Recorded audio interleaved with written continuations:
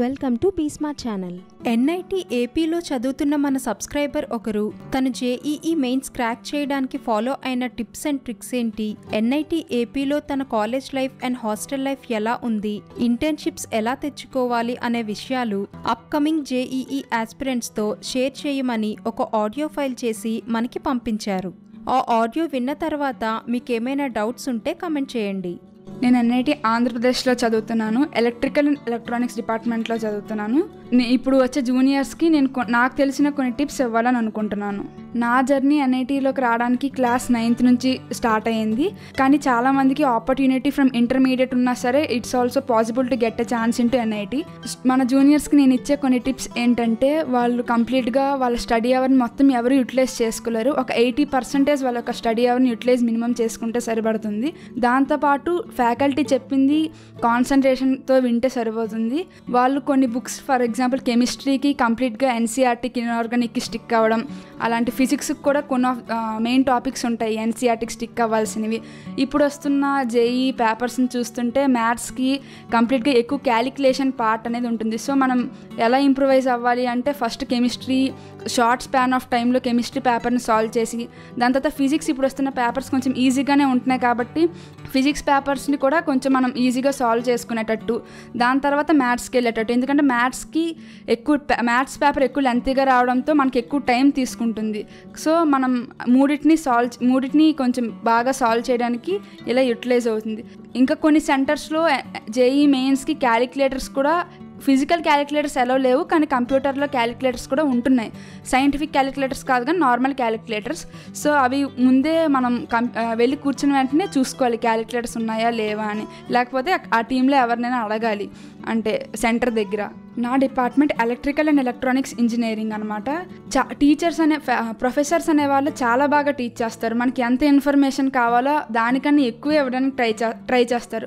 In the same time student కూడా దాన్ని receive చేసుకొని ఫ్యాకల్టీని ఇంకా డౌట్స్ అడగడం వల్ల వాళ్ళు కూడా బాగా చెప్తారు. మా క్యాంపస్లో అయితే మా డిపార్ట్మెంట్ చాలా ఫ్రెండ్లీగా ఉంటారు. ఇంకా దాంతోపాటు ల్యాబ్స్ కూడా చాలా సింక్రనైజ్గా ఉంటుంది మన సబ్జెక్ట్కి, మనం చేయబోయేదానికి. సో ఒక క్లారిటీ అంటూ ఉంటుంది మనం చదువుతున్న సబ్జెక్ట్కి, మనం ల్యాబ్లో చేస్తున్న దానికి.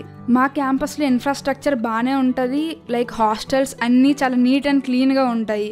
ఇంకా లైబ్రరీకి మంచి మంచి బుక్స్ను కూడా హెచ్ఓడీస్ ఏ డిపార్ట్మెంట్ వాళ్ళు ఆ డిపార్ట్మెంట్కి బుక్ లేకపోయినా సరే వెంటనే బుక్ తెప్పించడం, అలా వాళ్ళు దానికి మనీ చాలా స్పీడ్గా పెడతారు. ల్యాబ్లో ఏమైనా కంప్లైంట్ ఉన్నా సరే వెంటనే దాన్ని రెక్టిఫై చేయడానికి ట్రై చేస్తారు.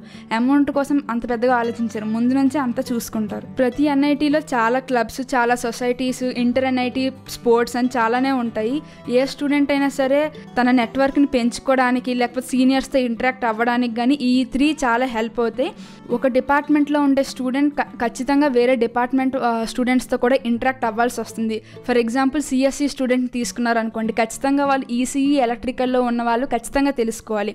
అదేవిధంగా ఒక ఎలక్ట్రికల్ స్టూడెంట్ ఖచ్చితంగా సిఎస్సి డిపార్ట్మెంట్లో ఉన్న ఎడ్యుకేషన్ని చదువుతాడు, మెకానికల్ వాళ్ళతో ఇంటరాక్ట్ అవుతాడు, ఈసీఈ వాళ్ళతో కూడా ఇంటరాక్ట్ అవ్వాల్సి వస్తుంది. అప్పుడే వాళ్ళ నాలెడ్జ్ని వాళ్ళు పెంచుకోగలరు. అంతేకాకుండా ఇంటర్న్షిప్ టైమ్స్లో సీనియర్స్ మనకి చాలా గైడ్ చేస్తారు. ఏ కంపెనీలో ఇంటర్న్ చేస్తే ఏది బాగుంటుంది, ఈ ప్లేస్లో ఈ ఇంటర్న్ చేయడం వల్ల ఎంత డ్రాబ్యాక్ ఉంటుంది, లేకపోతే ఈ కంపెనీ నుంచి వచ్చిన సర్టిఫికేట్ మనకి ఎంత వాల్యూ ఉంటుందని వాళ్ళు మనకి కరెక్ట్గా గైడ్ చేస్తారు. అంతేకాకుండా అదర్ డిపార్ట్మెంట్ స్టూడెంట్స్ వాళ్ళు కూడా మనకి చాలా ఇన్ఫర్మేషన్ ఇస్తారు. సో దానివల్ల మన నెట్వర్క్ ఇంప్రూవ్ అవుతుంది, మన స్కిల్స్ కూడా ఇంప్రూవ్ అవుతాయి, వాళ్ళు మనకి హెల్ప్ కూడా చేస్తారు. ఫర్ ఎగ్జాంపుల్ ఒక ఎలక్ట్రికల్ స్టూడెంట్కి సిఎస్ సైడ్ వెళ్ళాలి అనుకుంటే ఒక సిఎస్ సైడ్ ఉన్న స్టూడెంట్ చాలా హెల్ప్ చేస్తారు వాళ్ళ స్కిల్స్ ఇంప్రూవ్ అవ్వడానికి. ఇంటర్న్షిప్ అనేది 3rd ఇయర్లోనే 4th ఇయర్లోనే చేయాలని రూల్ ఏం లేదు. ఒక ఎన్ఐటి స్టూడెంట్ అనేవాడు ఫస్ట్ ఇయర్ నుంచే ఇంటర్న్షిప్కి ట్రై చేసుకోవచ్చు.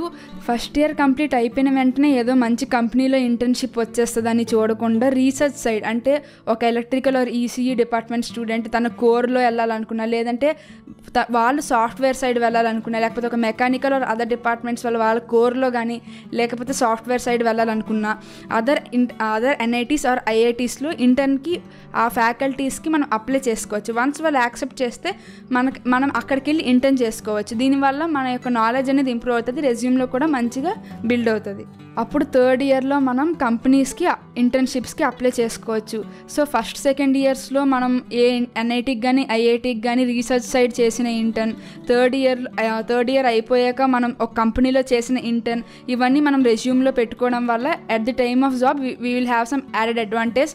ఎన్ఐటీ ఏపీ క్యాంపస్లో అయితే మైనర్ డిగ్రీని కూడా ఆఫర్ చేస్తారు. బట్ దానికి ఒక కన్స్టెంట్ ఉంటుంది, మన సీజీ అనేది ఎక్కువ ఉండే దాన్ని బట్టి either CSC or artificial intelligence, ఈ 2 గ్రూప్స్లో మనకి ఏది ఇంట్రెస్ట్ ఉంటే దాన్ని మనం ఫస్ట్ ప్రిఫరెన్స్గా పెట్టుకుంటాం. దాని తర్వాత మన సీజీ బట్టి వాళ్ళు దానికి సెలెక్ట్ అవుతామా లేదని వాళ్ళు చెక్ చేసుకొని సో మన మైనర్ డిగ్రీ లిస్ట్ అనేది ఇస్తారు.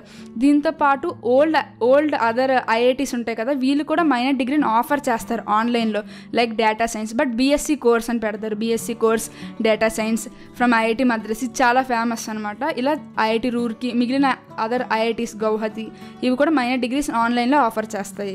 ఆఫ్టర్ గ్రాడ్యుయేషన్ ఐదర్ మీరు జాబ్కైనా వెళ్ళొచ్చు, లేకపోతే మీరు ఒక ఎన్ఐటీ స్టూడెంట్ కాబట్టి some of the old IITs like IIT Kanpur కానీ ఐఐటీ మద్రాస్ కానీ డైరెక్ట్గా మీకు పిహెచ్డి అనేది ఆఫర్ చేస్తుంది. అది అయితే 2 or 3 years, అంటే మీ మినిమం టైం బట్టి మీరు దాన్ని కంప్లీట్ చేసుకోవాల్సి ఉంటుంది. సో దీనివల్ల మీరు ఐదర్ టీచింగ్కైనా వెళ్ళిపోవచ్చు, లేకపోతే సమ్ బిగ్ ఇండస్ట్రీస్కైనా సెలెక్ట్ అవ్వడం అంటూ జరుగుతుంది. బట్ ఇలా పిహెచ్డి వేరే ఐఐటీకి వెళ్ళి చేయాలంటే వితౌట్ ఎనీ గేట్ స్కోర్ వెళ్ళిపోవచ్చు. దాంతోపాటు మీకు ఇంకో కన్స్టెంట్ ఉంటుంది, మీ సీజీ మినిమం 7.5 ఉండాలి. అలా పిహెచ్డికి ఐఐటీ కాన్పూర్కి కానీ ఐఐటీ మద్రాస్కి కానీ వెళ్ళాలంటే. వన్స్ మీ జేఈ ఎగ్జామ్ కంప్లీట్ అయ్యాక మీ ర్యాంక్ బట్టి మీకు ఏ ఎన్ఐటీ వస్తుందని మీరు లిస్ట్ చేసుకుంటారు. సో దాని తర్వాత మీకు ఒక ఓవర్వ్యూ వస్తుంది, నాకు ఈ ఎన్ఐటీ సమ్ స్పెసిఫిక్గా నాకు బ్రాంచ్ కావాలి అనుకుంటే నాకు ఈ ఒక పర్టికులర్ ఎన్ఐటీ వస్తుంది. లేదు నేను ఒక ఎన్ఐటీ ట్యాగ్ కోసం వెళ్తున్నాను అనుకుంటే ఈ రెస్పెక్టివ్ ఆఫ్ ది డిపార్ట్మెంట్ మంచి ఎన్ఐటీకి వెళ్ళడానికి ట్రై చేస్తారు. సో దాని తర్వాత అక్కడ ఉన్న కొంతమంది సీనియర్స్ని మీరు కాంటాక్ట్ అవ్వాలి. కాంటాక్ట్ అయ్యి ఆ డిపార్ట్మెంట్ గురించి మీకు అక్కడ ఎలా ఉందనేది మీరు అక్కడ వాళ్ళని అడిగి తెలుసుకోవాల్సి ఉంటుంది. ఎన్ఐటీ ఏపీ క్యాంపస్లో గర్ల్స్కి అయితే ఫస్ట్ ఇయర్లో 4 షేరింగ్ రూమ్ ఉంటుంది, సెకండ్ ఇయర్ థర్డ్ ఇయర్లో 2 షేరింగ్ రూమ్ ఉంటుంది, ఫోర్త్ ఇయర్లో సింగిల్ షేరింగ్ రూమ్ ఉంటుంది. ఫోర్త్ ఇయర్కి 2 blocks ఇస్తారు. ఒకటి పిహెచ్డి వాళ్ళతో కలిసి ఉండేది, రెండోది సింగిల్, అంటే నెంబర్ ఆఫ్ రూమ్స్ ఎక్కువ ఉంటాయి కాబట్టి స్ట్రెంత్ కూడా పట్టడానికి. సో గర్ల్స్ అనేవాళ్ళు 10 లోపలికల్లా ఖచ్చితంగా గర్ల్స్ హాస్టల్లోకి వెళ్ళిపోవాలి, అటెండెన్స్ ఉంటుంది. బాయ్స్ని అసలు గర్ల్స్ హాస్టల్ నియర్ కూడా రానివ్వరు, నైట్ టైమ్స్ అయితే, డే టైం కూడా రానివ్వరు. 3 సెక్యూరిటీ గార్డులు ఉంటారు బయట. గర్ల్స్ హాస్టల్ చుట్టూ ఎలక్ట్రికల్ ఫెన్సింగ్ ఉంటుంది. పేరెంట్స్ యాన్యువల్ ఇన్కమ్ బట్టి స్టూడెంట్కి స్కాలర్షిప్ రావడం అనేది జరుగుతుంది. ఒకవేళ పేరెంట్స్ యాన్యువల్ ఇన్కమ్ అనేది 2 lakhs కన్నా తక్కువ ఉంటే వాళ్ళకి కంప్లీట్ అకాడమిక్ ఫీ మొత్తం రియంబర్స్మెంట్ మొత్తం మళ్ళీ వెనక్కి ఇచ్చేస్తారు. లేకపోతే ఆప్షనల్గా నెక్స్ట్ సెమ్ ఉంటుంది కదా, దాని ఫీ మొత్తం క్యాన్సిల్ చేస్తారు, 0 fee అని చూపిస్తుంది. ఒకవేళ పేరెంట్స్ యాన్యువల్ ఇన్కమ్ కంప్లీట్గా 5 lakhs బిలో ఉంటే అప్పుడు వాళ్ళకి 20,000 అనేది ఛార్జ్ చేస్తారు, అకాడమిక్ ఫీ మాత్రమే. అలా హాస్టల్స్కి, మెస్కి పేరెంట్ యాన్యువల్ ఇన్కమ్తో సంబంధం లేకుండా మొత్తం ఛార్జ్ చేసుకుంటారు. Thanks for sharing valuable insights. మీలో ఎవరైనా మీరు క్రాక్ చేసిన entrance exam story or college reviews చెప్పాలి అంటే స్క్రీన్పై కనిపిస్తున్న మెయిల్ ఐడికి మెయిల్ చేయండి. ఈ వీడియో మీకు ఉపయోగపడింది అనిపిస్తే మీ ఫ్రెండ్స్తో షేర్ చేయండి. ఇలాంటి ఇంట్రెస్టింగ్ టాపిక్స్ కోసం మా ఛానల్ను సబ్స్క్రైబ్ చేయండి. ఈ వీడియో కనుక మీకు నచ్చినట్లయితే లైక్ చేయండి, షేర్ చేయండి మరియు కామెంట్ చేయండి.